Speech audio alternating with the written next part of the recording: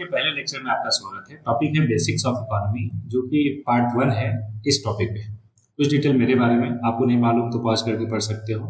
Important instruction regarding this lecture. तो देखो, आपको क्या करना है कि आपको ये सारी चीजें तभी देखनी है जब आप कुछ बेसिक रिक्वायरमेंट फुलफिल कर रहे हो। और वो क्या बेसिक रिक्वायरमेंट है कि जब भी आप लेक्चर देखो, आपको कॉपी पेन लेकर बैठना है।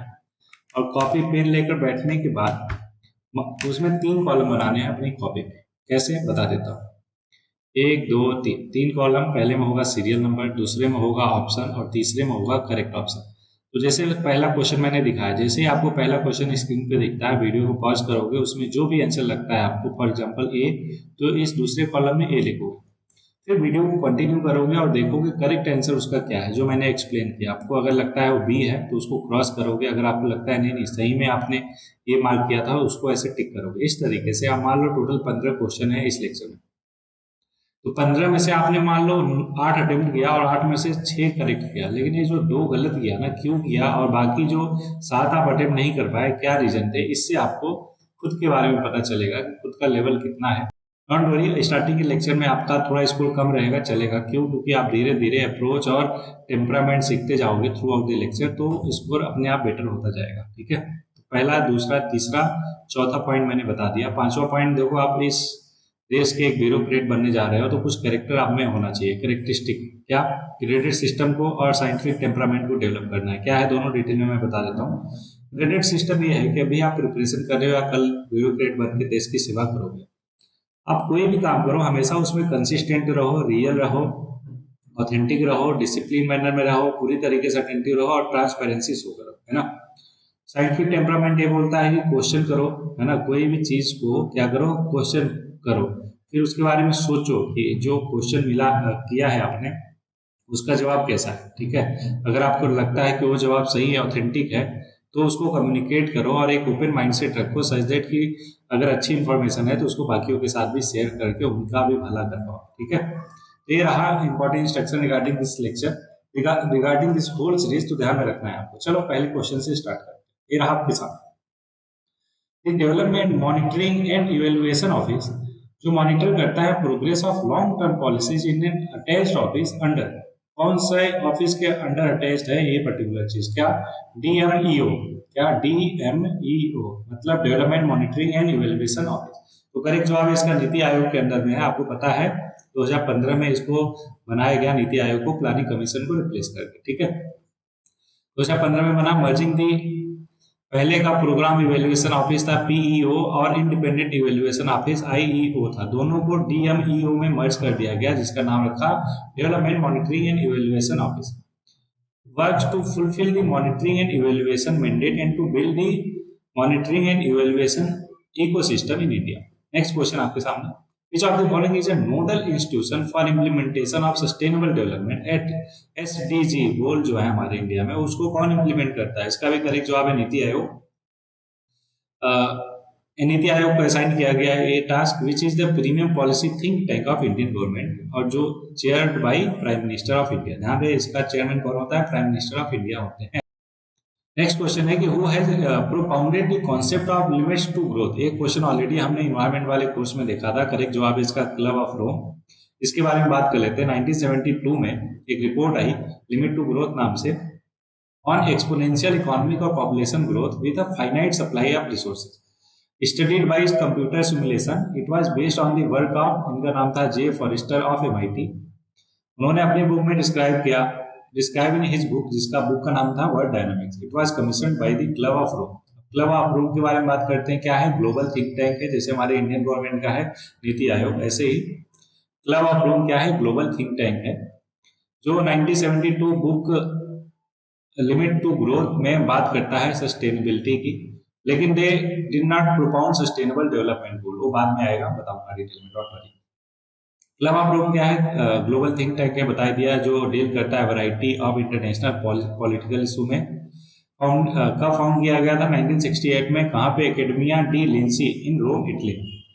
ये डिस्क्राइब करता है अपने आप को group of world citizen sharing a common concern for the future of humanity.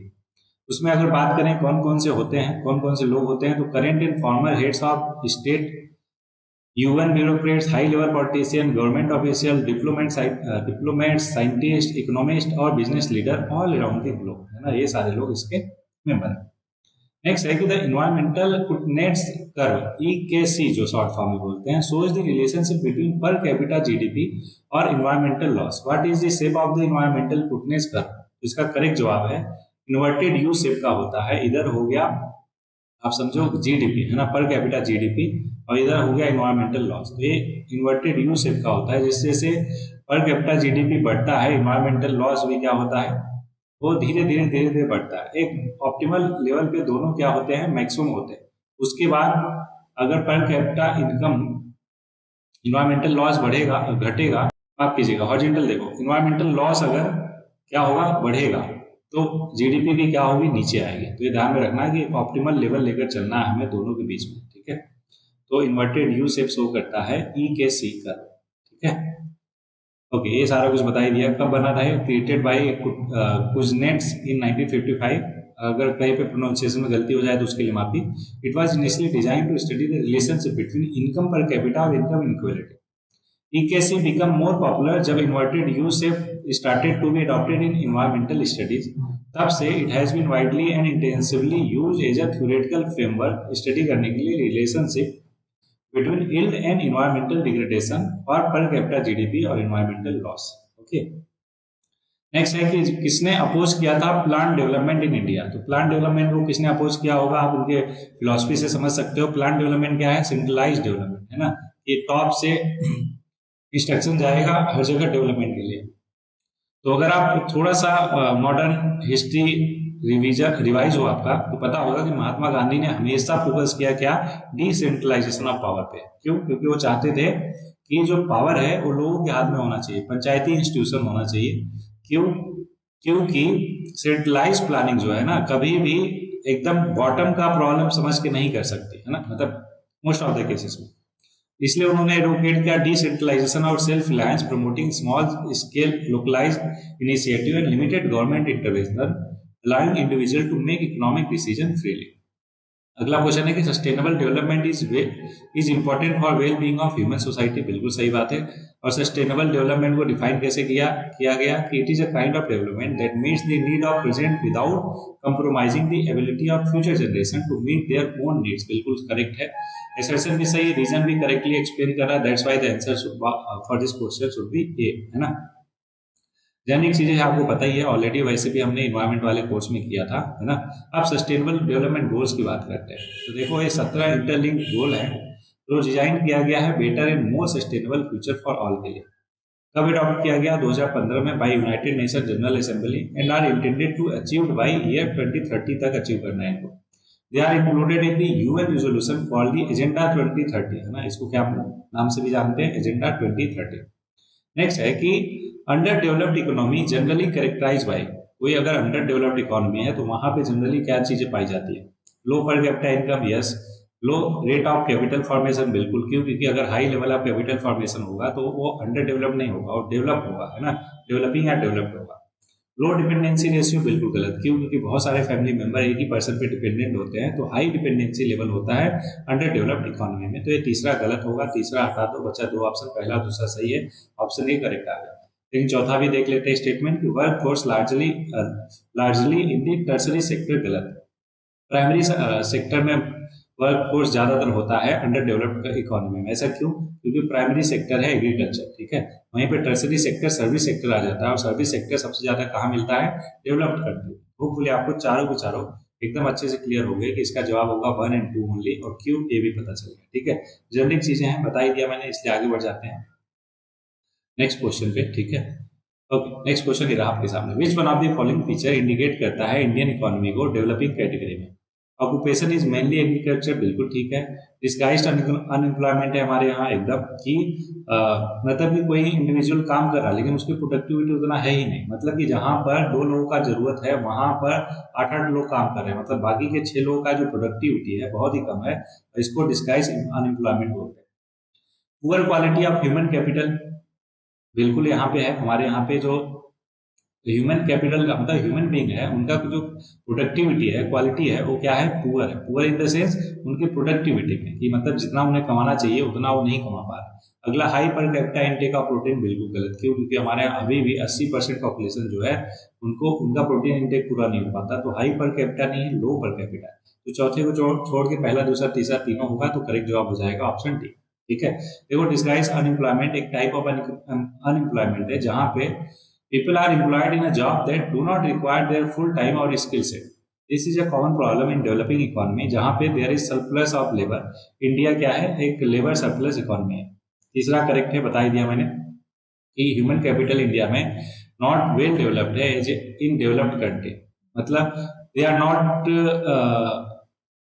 More literate या फिर ज्यादा है high drop out rate from the school. चौथा स्टेटमेंट इनकरेक्ट है, मैंने बता ही दिया कि वो इनकरेक्ट है। लगभग 80% इंडियन जो है वो प्रोटीन डेफिशिएंट है आज भी, है ना। Weight gain, 85% of responded holding the misconception that protein consumption lead to weight gain, है ना। बहुत सारे 85% लोगों का ये मानना है कि अगर हम प्रोटीन इंटेक करेंगे तो उनका वेट गेन होगा। प्रोटीन कंजम्पशन की बात करें तो अभी बढ़ रहा है, एवरेजिंग 68 ग्राम पर person per day, but India जो है लैग करता है behind with the lowest average protein intake of just 47 ग्राम। हमारे यहाँ कितना है, 47 ग्राम पर पर्सन पर डे है, compare to other Asian countries and developed nation, indicating a significant disparity in protein consumption between India और rest of the world. Next है, consider the following events और arrange करना उन्हें क्रोनोलॉजिकल ऑर्डर में। गरीबी हटाओ कब आया था, फिफ्थ 5 ईयर प्लान में आया था 1974 से 79 तक, है ना, उस दौरान आया था।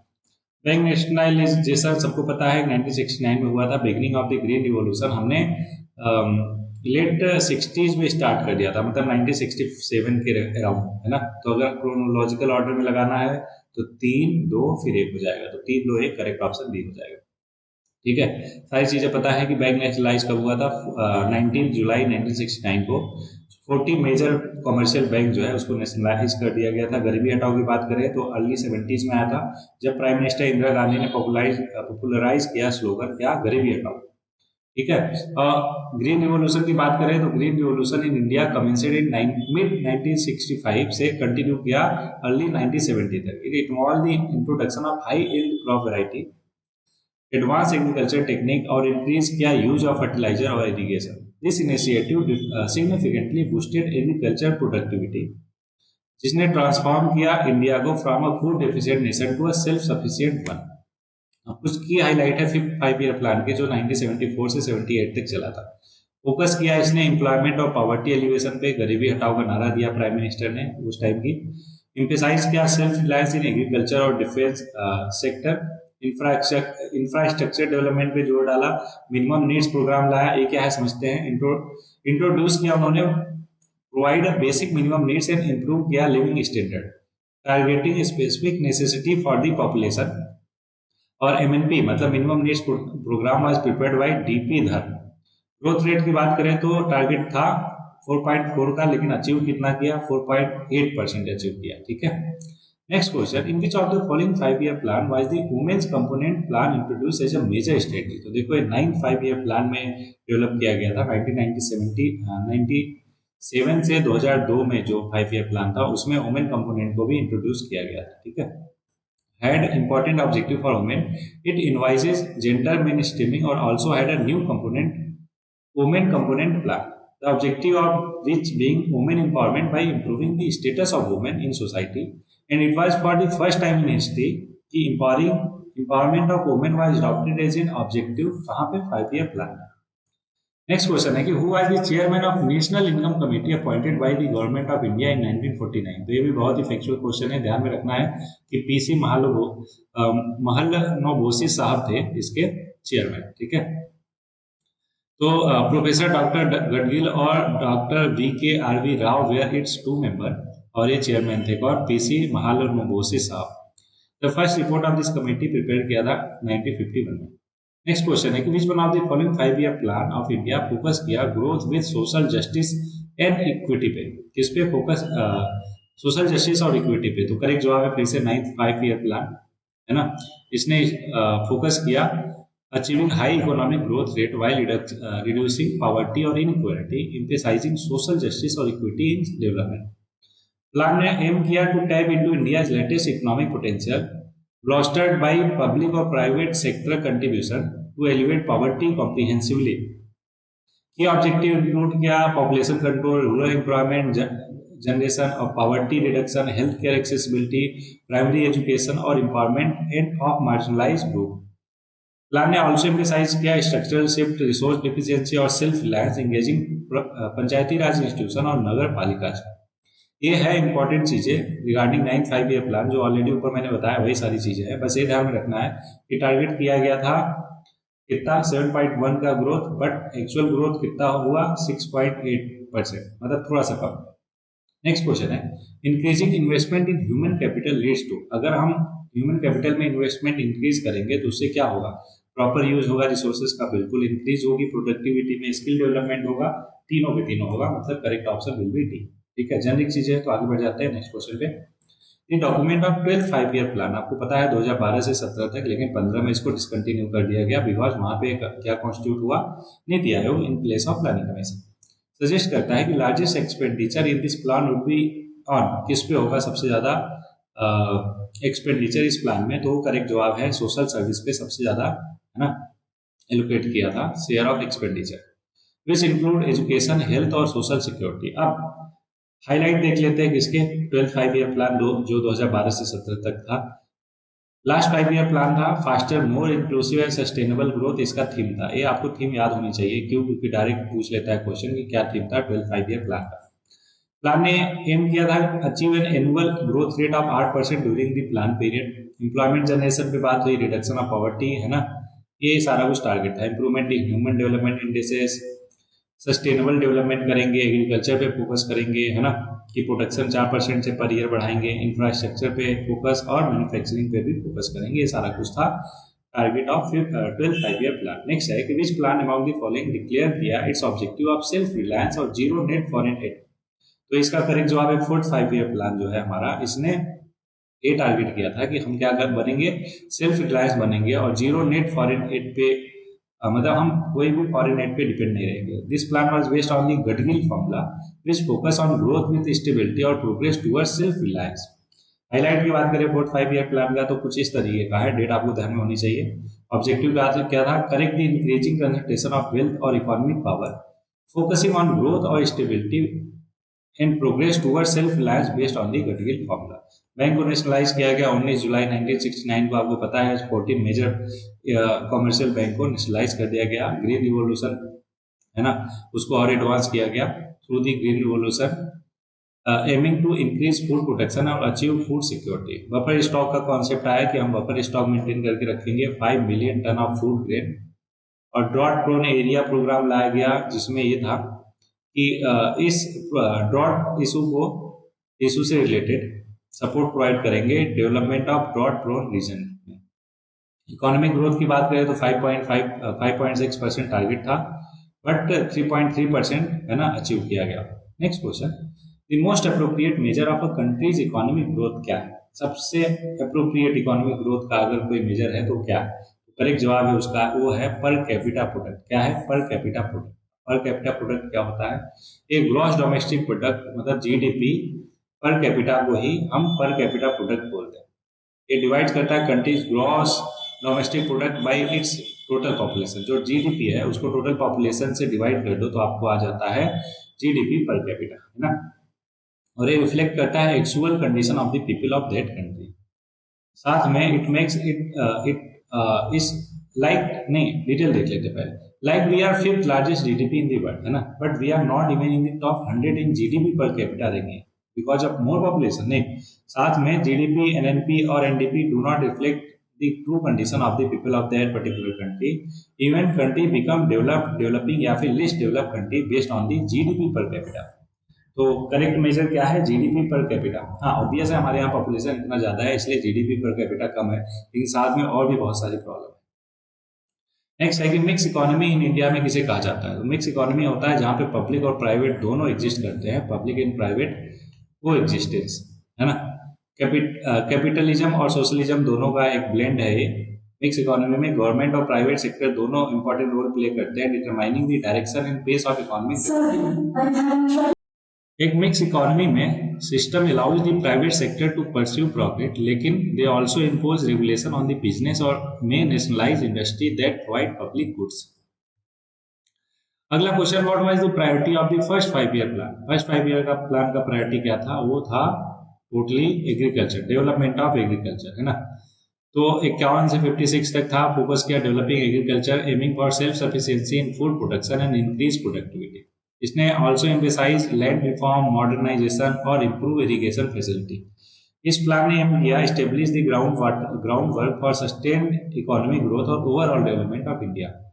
Agriculture was vital sector of the economy at that time. ज्यादातर, है ना, लोग एग्रीकल्चर में ही इन्वॉल्व थे। की हाईलाइट की बात करें तो फोकस किया प्राइमरी सेक्टर पे। इसको नाम दिया गया हरोड डोमार मॉडल।